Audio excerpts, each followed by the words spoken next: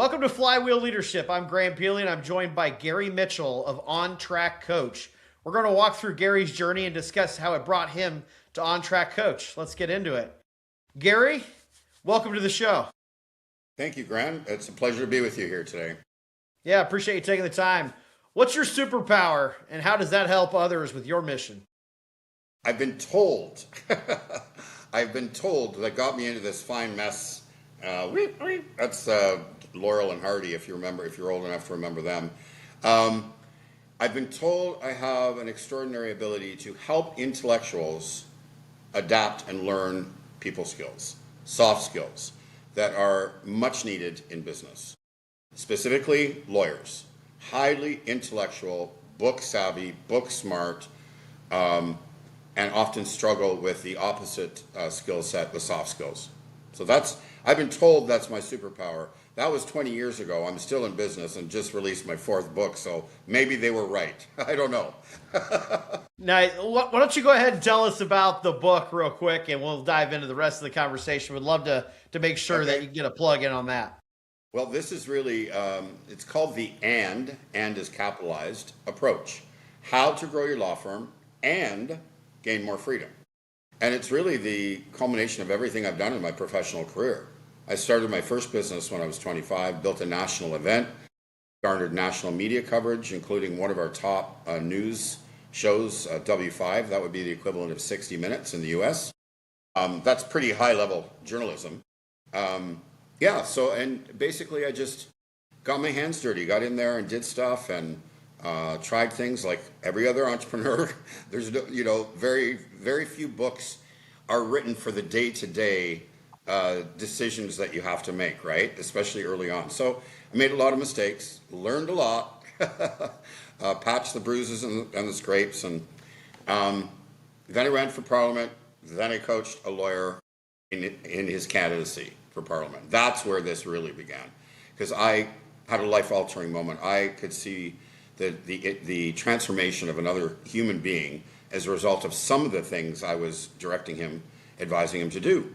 And his friend, another lawyer, said I really needed to look at the legal industry. They really needed this skill set. And so I spent 9 months researching before I tried to sell anything.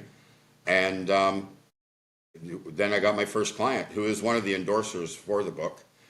So it really encompasses everything about the mindset of an owner, right? Leading, the founder, an owner, leading, getting rid of the bottleneck themselves, trusting and delegating. It's a big issue for lawyers, letting go of that control. The systems and process in order to do that, self-care, the lawyer mindset versus the entrepreneur mindset, how to adopt more of an entrepreneurial mindset, and everything else business. You've got marketing, you've got business development. Leadership is a huge component, Graham. It's the second largest chapter in the book. Again, none of these things, like most other professional careers, you're never taught this, right? Even in a large firm, you're a great lawyer, you got a big book of business, boom, they want you to be the practice group leader. Right. That's common across all industries, right? You're great at your job. Like, say you're the top salesperson. Now they want to make you sales manager. Yep. But you've never managed anybody. Different job completely. Yeah. Exactly. A different job. You're not selling, you're managing the people who are selling. So there's a lot of issues. I like to think that, in the legal industry, these are human beings. Some people may disagree with that statement, but after working with them for 20 years, they are human beings. But the traits that you and I possess, because I think all humans have the same traits to varying degrees, right? We procrastinate. Not you, though. You get these videos out really quick. You were just saying before we got on the show. We are often perfectionists, right? I myself am a recovering perfectionist. Writing 4 books and putting them out to the world, that does wonders to getting over perfectionism. I say we procrastinate. Lawyers specifically really cling to control because of the perfectionism, right? They're also very risk averse. So when you put those 3 traits together, when they decide they want to grow beyond themselves, these are some of the toughest things we have to get over. And by the time they come to me, they know they're the bottleneck. Everything's going through them. If they went on vacation, They're checking their email every 10 minutes. Nothing is done without them. That's no way to grow a business, any business. You must get the right people, build the right systems and processes so you can walk away at any time. And the business, the law firm in this case, keeps churning, oftentimes better than if you're in the office. Yeah. So that's really, the book is, and I like 20 years in, and there's so much carnage in the industry. The pressure, I have a huge amount of respect for lawyers. I mean, the pressure on them from all sides, from the clients, from if they're working at a law firm, if they're out on their own, the pressure to bring the revenue in, keep the lights on, pay their staff, earn a decent living themselves, and not burn out doing it. So, like, for those listening, if you want to continue missing your daughter's soccer practice or your son's flute solo, you want to miss birthday parties, you want to be getting home at 10 o'clock or 11 o'clock at night, be in the office on weekends, don't listen to me, don't buy my book, and don't engage me to work with you. That's pretty clear. Gary, okay, work-life balance, work-life harmony, just having a life outside of work, however you want to refer to it, right? Different schools of thought on that. That's fine. But what are the signs? Obviously you're missing kids' events. That could be one sign. But what are some of the other signs that maybe not as obvious or others you'd like to touch on, that are very clear when it comes to maybe stress and things of that nature? Yeah. Well, nothing happens without your say-so, right? You are the bottleneck, and that's 99% of the time. And again, like by the nature of coaching, business coaching, my clients come to me, they've already gotten to a pain point where enough is enough, right? They're burnt out. They don't have any more in the tank.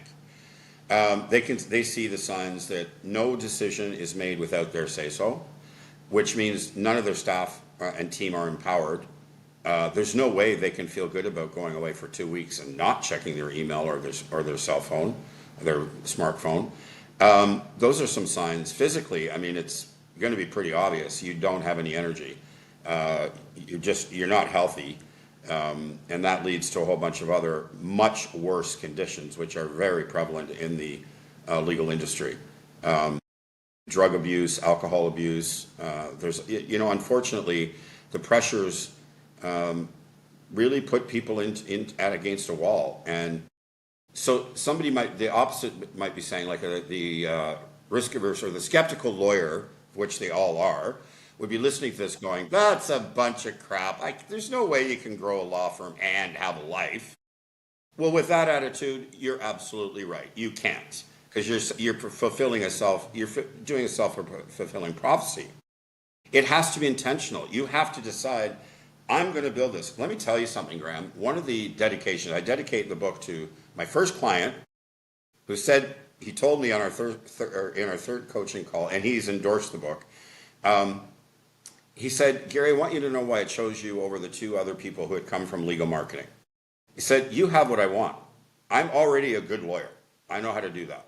I want your entrepreneurial mindset and drive. So that set me up, right? He recognized he's a good lawyer, but this is a completely different skill set. The woman who truly got me thinking about the angle for this, because I've written business books before, like the last one was How to Grow a Law Practice During COVID-19, published in 21. Very specific for the time, right? I interviewed this woman, a tax lawyer from Long Island, New York, very successful tax lawyer. She built a multi-seven-figure law firm, and she was only in the office 2 days a week because her end was raising her $2. Intentionally, she set up the systems, the team, and everything around her and, right? My and, I'm speaking to you now from Puerto Vallarta, Mexico, where I spend the winters. In my off time, I'm working my butt off. The book just got released, so I'm doing media and all that. I'm working very hard. But my off time is jet skiing, the gym, the beach, pickleball, which I just took up 5 months ago. It's life, it's freedom for me, right? So the first thing I'll ask a potential client is, what is your and? What is your why? What are you doing this all for? To have a good life for your family? Well, why don't you start now, right? Spending time with them. They would appreciate that. It's not about all the things, right? It's about the time. So, and again, I don't tell them, I don't tell what people should be setting as their goals, their why, their end. I help them get there. But I interviewed her because I did have a podcast. We had to close it down. There was a trademark issue with that. But I had a lot of fun. I was meeting a lot of people, as you do, right? Having great conversations. So she's on the screen, and she lays back, sits back, and she smiles, and she goes, you can have it all. You just can't do it all on your own. Boom. Right? Successful lawyer, living the end, both sides. The daughters were very close. They had great relationship, and she had a very successful law firm. But she didn't do it on her own. She built an amazing team. She built systems, right? So this is what I help my clients do in my coaching, and this is what the essence of the book is about. Thank you for sharing. That's great.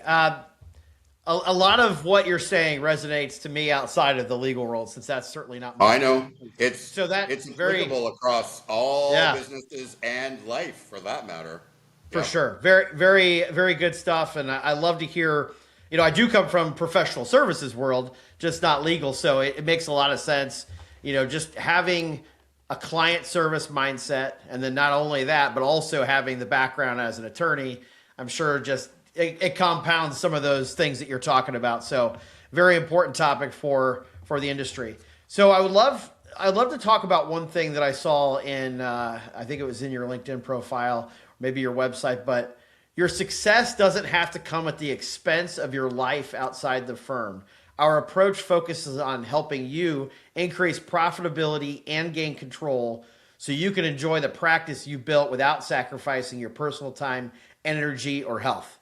So that summed up a lot of what we just talked about, right? Yes. So could you walk us through kind of how that looks like when you're working with a client and helping them achieve these dreams? Absolutely. Thank you. It's a good question. So one of the first things I'll do is a SWOT analysis with the law firm owner, them and the firm. Okay, so first of all, them, because everything starts at the top. It's a small business, so any small business owner, this is all applicable to you, not just lawyers. I go back to the personality traits of humans. Lawyers are like 100 times. Whatever personality trait we have, lawyers are multiply that by 100, okay? So it's been an interesting group of people to cut my teeth as a business coach, right? Because they can smell BS a mile away. They don't have time. They got to get to it. So I start out with a SWOT analysis, and I want to point this out to your listeners who haven't followed Steve Jobs, who's one of my gurus, by the way. He's just leadership, organization, running a team. He just had so much. So the old school, and I'm old enough to remember what the old school train of thought was with SWOT. It was pick up your socks, pull up your shorts, fix those weaknesses. And then Steve Jobs came around and turned that whole theory upside down. He said, no, forget about your weaknesses. Now, this may not be the same with the firm. Okay, this is you personally. I want to make sure. That yeah. Right. Focus all of your time and energy and resources on mastering your strengths. And I say, become the Jedi. Become the Jedi lawyer. Become the Jedi managing partner, owner, right? Then what we do is we systematically build the A-team, your A-team, around your strengths with complementary skills and services, and smarter people always in the room. Never be the smartest person in the room. Steve Jobs, one of my favorite quotes. We don't hire smart people so we can tell them what to do. We hire smart people so they can tell us what to do. I follow this. Graham, I follow this. I don't just teach it, I practice it. It's just a better way to lead. Your people are happier. They're encouraged. They're flourishing. They're off leash, right? They get to impact. They can see the impact. So that's the foundation. Is I start around their strengths. I build from strength. That's in the book over and over and over again. Step one: build from strength. Whatever your strength is. Now, for your listeners, I'll give you an example. There could be those of you out there who, whatever your craft is, that's what you love the most. You'd like to grow your business, but you don't see yourself being the CEO of your business. Okay, I have a client like that. in Vancouver. He's like, he wants to play lawyer. He wants to be in the courtroom advocating for his clients. He loves it, right? So we're building a management team because he does want to grow his firm. He can see the opportunities. So we're building a management team to do that. He still signs the checks. It's his name on the wall, so to speak. We branded, so it's not actually his name. Yeah. But you know what I mean. But we had to work around his strengths. Now, the opposite of that is a law firm owner in Toronto who's very, very entrepreneurially bent, okay? He could leave the legal stuff any minute. He's going to always stay a little bit in it, right, to keep abreast of what's going on. But there's two diametrically opposed strengths, right, where we build from. From there, the system that I follow is the same. Again, we build the A-team. Jim Collins in Good to Great. Get the right people on the bus and get them in the right seats. That's critical. Get the right people. Don't just fill the seats with bums. Get them in the right roles. Then the next step is learning how to effectively delegate. If you've got the right people and they're in the right roles, now it's all on you as the leader to effectively delegate. And that's the secret to letting go of the control, right? Having the trust. You got to get the right people in the right roles with the right systems and effectively delegate. That's how you can grow. That's how you can scale. That's how you can be on vacation, climbing a mountain or laying on the beach or jet skiing or whatever it is you want to do, right? Spending quality time, knowing that your business is churning very successfully without you being there. Well, There's a whole bunch of other stuff. There's a whole bunch of other stuff, as you might imagine, Graham. It's not a quick fix, 1, 2, 3. These are not easy things because we are dealing with human beings, which is always the most challenging part of a business. It's not the technology. Press a button, it does this. Do this, do that. Humans, we're a little more challenging. Well, you summed it up really well there, Gary. So I think one thing you've said that is really important to this conversation is letting go of control. And that is such an important thing. There's a lot to that. But part of that goes back to your point earlier on that perfectionist mindset. Yeah. Which that has that's hurt a lot of us, held a lot of us back at certain points of our careers or lives. So I would love to hear how do you get an attorney or a small business owner outside the industry to really kind of believe that that's possible? Because you hear so much about, oh, no, I got to do it, or I've got to own it, I've got to oversee it. How do you have that conversation with them? Well, everything happened, like, I don't want to simplify this process because it's not simple, right? It's a simple approach in theory, right? We're not talking rocket science or brain surgery. But again, we're dealing with people and there's emotions involved and there's trust that has to be built. So these things take time. What I don't do is break down the comfort zone of my clients. I, over time, work to stretch it, right? Little bit by little bit, get some results. Okay, you got to win there. Go back and do it again. Go back and do it again. And then move the goalpost, right? So it does take time because we are talking about behavioral change. We are, they've done it for however many years. We're all like this, by the way. Habits are everything. Habits form the way we spend our days and nights. It's another book people should read if they haven't is Atomic Habits. Wow, right? I read it 2 years ago and I'm like, wait a minute, I've been teaching my clients this for 18 years. Yeah, this guy is a brilliant writer. And I listened to the audiobook. I was just floored by that book. It was amazing. So it's not easy, and they have to have the willingness. And I go back to Graham, as humans, unfortunately, we don't initiate change. We are not willing to make changes until we have reached the bottom, or another way of framing it is a heavy amount of pain, right? Some people, they have to have a quadruple bypass before they make changes. Some people have to have a breakdown. Right? I mean, this is just, it's a fact of being human. We do not, very few, there are some, and they're unicorns, some of the greatest entrepreneurs on the face of the earth in history. They're motivated by a different formula. They don't have to get to that level of pain because they can see they can see the opportunity clear and they go for it, right? But again, they're very, very rare. I'm talking about the majority of us, myself included, man. Like, I got scrapes, bumps, and bruises all over the place from the mistakes I've made. And that's the benefit when my clients are hiring me. They're not hiring me for my time.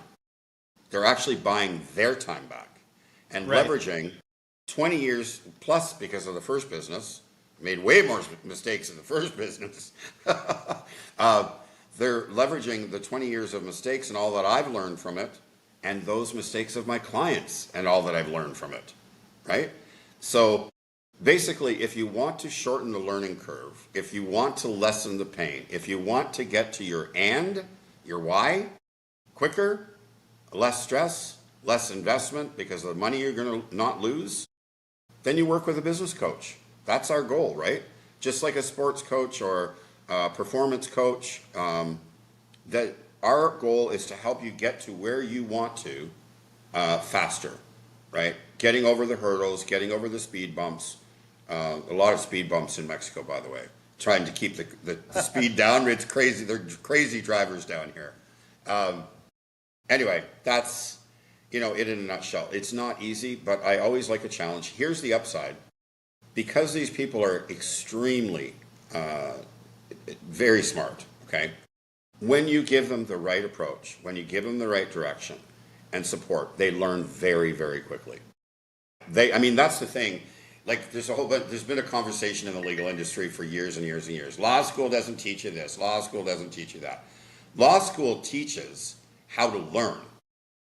It's like in your face, bombarded with torts and case, precedents and boom, boom, boom, boom, boom. That's another reason why I admire lawyers. The academic challenge to pass the bar is phenomenal, right? It's one of the hardest things out there.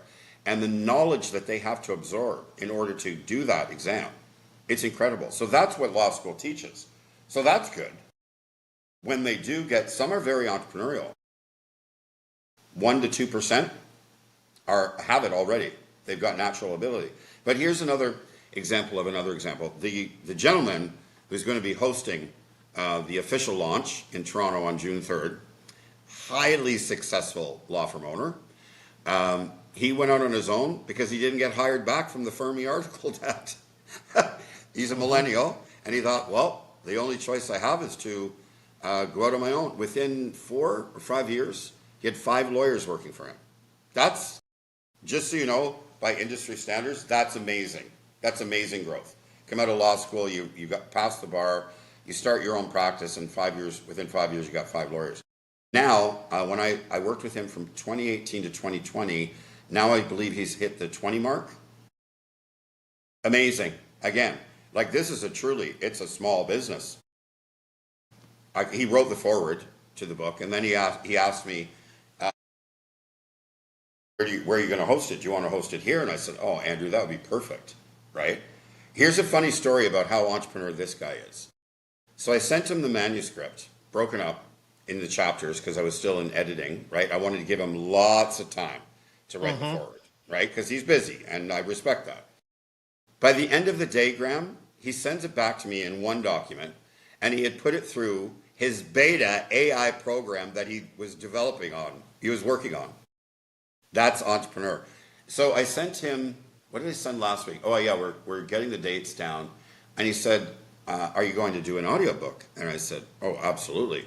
He goes, would you like me to run through my beta, in beta testing right now? And I'm like, why would I say no? This is awesome.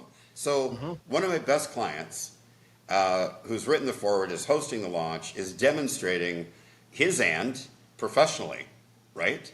It's a side thing. Who knows where it'll go? He's a very successful employment lawyer. He's a boutique firm in Toronto. So, and the book launch, it's like, I'm not going to be talking about me. I'm going to be talking about the lawyers who are talking about me, because they are the embodiment of what I'm writing about. They've achieved it, right? And they continue to, in different ways, right? And they've got different ends, different whys. That client relationship, I think that's a really cool story you just shared too. That's really, I really love neat. it. I just can't believe it. It just speaks to the whole thing, right? Like, and then he sends it back to me. He goes, don't automatically accept everything. He called it the red line. Perfect name, right? For AI editing and Yeah. editing app. So this is the first time I've used AI in the editing process. Excuse me. And wow, did that speed things up. But at the beginning, I have to tell you, it was a little overwhelming because when I got his version back, then I have two other AI editing programs and they're competing each other. So there were moments when I'm seeing this go, I'm looking at my computer screen going, oh my God, my brain hurts. Which one should I pick? It was fun, actually, after I got used to it. But yeah, I mean, the guy sends back the fully edited manuscript by the end of the day. And then he sent the forward the next day. I was just like, wow. Very cool. Gary, how did you get into this business? Can you walk us through your journey a little bit? Yep.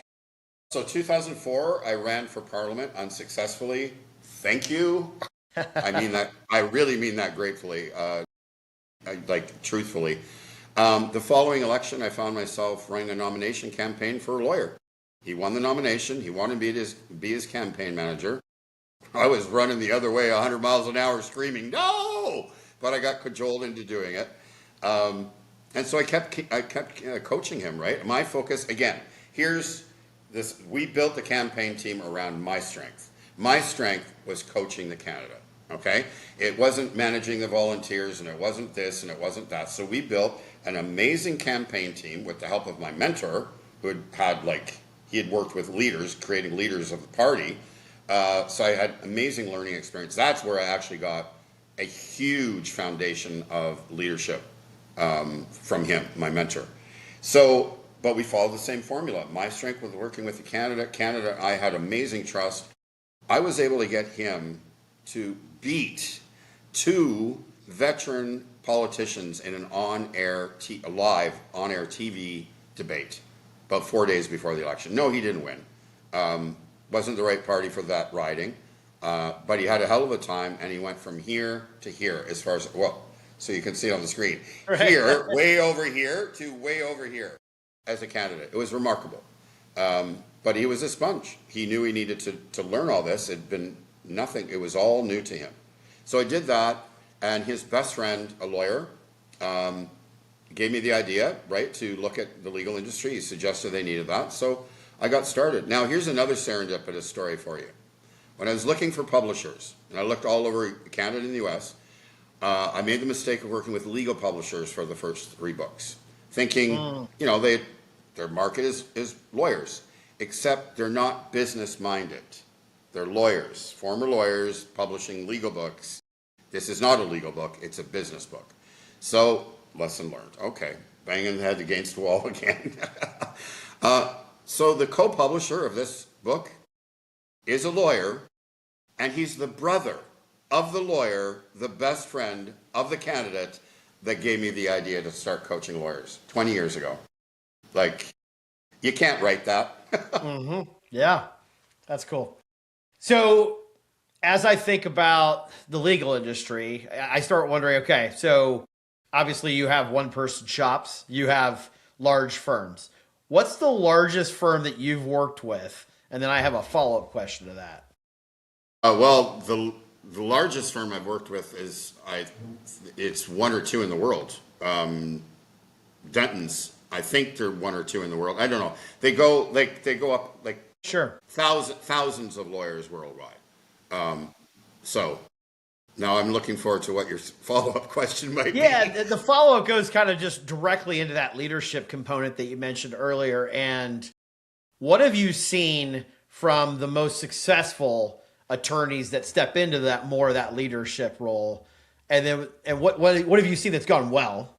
And then what have you seen on the other side where they are missing the mark as a leader? Okay, I'm going to use a former client as an example. He's the office managing partner of a national firm in Calgary. This is probably one of my more, as a coach, one of my bigger success stories, because I've worked with him on 3 occasions. Originally in Toronto, business development. He was a young partner looking to build his book of business. And for people outside of the legal industry, basically clientele, right? So Did that. Then he decided to move to the Calgary office, move his family halfway across the country. So he brought me in to do some transition, right? New relationships, new culture, new. And then last year I got to work with him as he is now the managing partner of the Calgary office. So I've been a part of his growth and evolution. He took to this because here's the thing, Graham, the skills for business development, marketing, they're soft skills. They're absolutely transferable to leadership. You're dealing with the same thing. It's relationships, right? To be good at relationships, you have to be able to listen. You have to be able to communicate effectively, give instruction well. I mean, the foundation is all communication, right? Empathy, patience, collaborative in nature, empowering, engaging. Most of these traits we don't find in average leaders. We don't. Ego gets in the way more often than not, right? It's an easy thing to say, leave the ego at the door. Because when you do actually, if you do leave ego at the door and you think of organization first, people first, these things are easy to follow, actually. And this particular client was able to do that. He put the firm first and his team first. And I operate by the same way. I love collaborating. Like, I'm on my own. I'm not building a massive company. I like the freedom, right? I've got an app coming out, so there'll be group work and workshops and all that. When I'm sitting around a table, say we're rebranding a firm, I'm never afraid to put the first idea out there to get the ball rolling. Mm-hmm. I remember Vancouver last year, I put an idea out there, and within a day, this was virtually by email, one of the junior associates said, well, I like it, but how about this? Well, the owner and I both went, yes, that's way better. So when I take the approach, I want to get it right. I don't have to be right. Mm-hmm. I want it right, whatever it is, the name, firm name. Or a solution to a problem, or an approach to marketing, or an approach to hiring, or whatever it may be. It's less important that I get it right. It's most important that we collectively get it right. If you operate with that kind of attitude, leave the ego at the door, you're going to see the reaction from your team. You're going to see the payback immensely. Loyalty, trust, they'll go to the ends of the earth for you. The opposite of that is when you control, when you put them on leashes, when you give them like a little sandbox, don't go out of the sandbox, you're restricting them. They're never going to give you their all because they're afraid that you're just going to shoot them down, right? So these are simple things. I'm sure you've heard this, and you know this. You run a leadership podcast. I'm sure you've heard these things over and over and over again, right? But yes, but that's the stuff that often is where it still trips people up. So it does. Simple concepts, a lot harder to implement at times. Yes. For sure. Well, that's the difference between a consultant and a coach, right? I'm implementation heavy. A consultant is theory heavy, right? I'm not diminishing the value because the good consultants give very valuable advice, but oftentimes it sits in the owner or managing partner's credenza. And a year later, it's still there and they haven't even opened it, haven't even taken step one. Right. It's just coaching, another piece of information. Yeah. I'm there to kick them in the when they don't go the homework. And they know it's like a personal trainer, right? I just had another personal trainer. I'm getting on in my years and the physical priorities have changed. So I hired another, I think this must be my 7th personal trainer. Kid's less than half my age, but he actually knows more than any other trainer I've worked with, right? So he does an audit. I love his approach. I do this very, very similar approach with my clients. He did an audit of all my workouts. And then he designed my 3-day, because I have a 3 days, and then repeat 3 days. And I'm now in my 2nd week of doing it. And I can already see results. Like already. So I do that for people who want a little bit of a boost. Most of the time the clients they've hit a pain point. They've also experienced quite a lot of success. Like they've done well. They're not fledgling. Right. But in the case of Andrew, recognize that Like he originally brought me in because he wanted to show a path to his young millennial associates who are demanding to see their future, right? Very proud to say the announcements went out last year. They all made partner at the firm. I can hardly wait to see them, actually, because I worked with most of them in 2018, a little bit into 2019, but now they're all partners. So, but he recognized that, yes, he was very successful in that period of time, but he had hit a ceiling, right? It's funny because here's a different way of thinking. I have a friend back home in Vancouver, and I told him about the trainer, and he goes, well, obviously, he's talking to me. He goes, well, you obviously don't need the trainer for motivation. You're highly motivated to go to the gym. I said, yes. And he says, well, I don't really need a trainer. I know how to work out. I just kept my mouth shut. Yeah. Okay. I've been working out for 40 years. Yeah. I could always learn something new. Yeah. Right?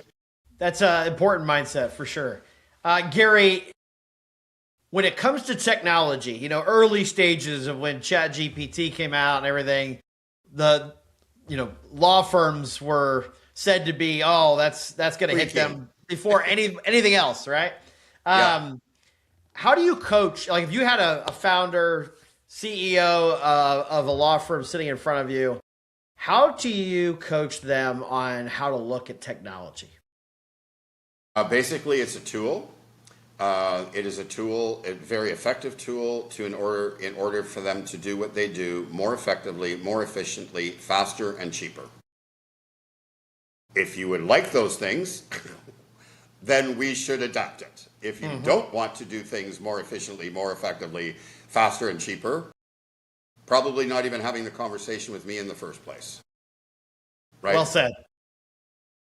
What's one thing you've changed your mind on over your life or the span of your career?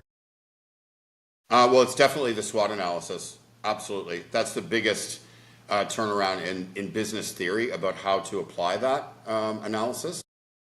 You know, I mean, we're brought up to, like, even in school, like, oh, your math is, you got to get your grades up, right? You're flourishing in English and history. That's me. Science and math, struggled. You gotta, you know, like this is, that's a whole other conversation about our education system, right? Oh yeah. Like, yeah, we won't go there today. No. But I think your listeners could tell where I could go with that. Yeah. So back in the day, because every way of teaching was that way, like pick up your socks, your math grades are low, you got to work on them, right? Even though your strength is history and English and sociology and politics and blah, blah, blah, blah, blah. Communication and people. Digits, science, very, very different, right? So it made sense when I would read, oh, you got to pull up your socks for your weaknesses.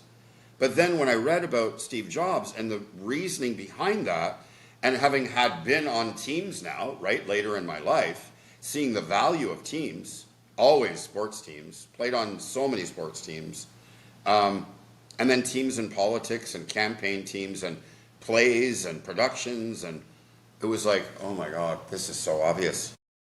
This is so obvious. There's a reason why we're not all the same. We all need each other. It's like putting a puzzle. This is the part I love the most, Grant. When I'm working with a law owner, helping them to build their A-team, it's like putting the amazing puzzle together. Because the different pieces are different shapes and sizes, and we all come together and we complement each other.